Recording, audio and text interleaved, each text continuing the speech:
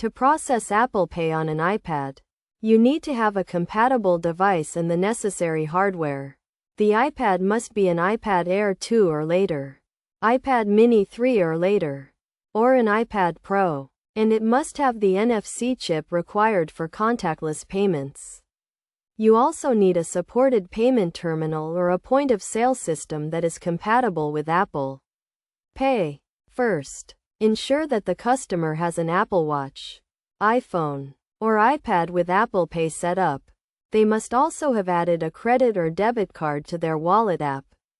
To initiate the transaction, the customer should hold their device near the payment terminal, with their finger on the Touch ID or Face ID sensor for authentication. On the iPad, you need to have a payment processing app installed, such as Square or Stripe, that supports Apple Pay transactions.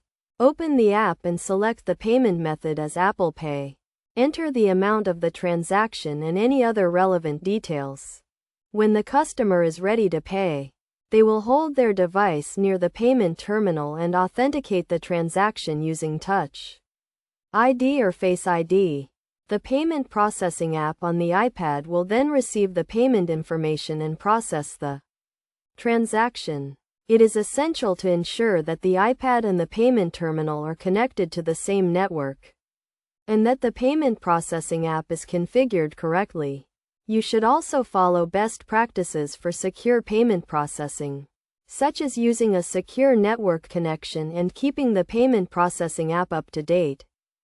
To complete the transaction, the payment processing app will send a confirmation to the customer's device, and the customer will receive a receipt for the transaction. You should also provide the customer with a receipt and ensure that the transaction is recorded accurately in your sales records. By following these steps and best practices, you can process Apple Pay transactions on an iPad quickly and securely, providing a convenient payment option for your customers.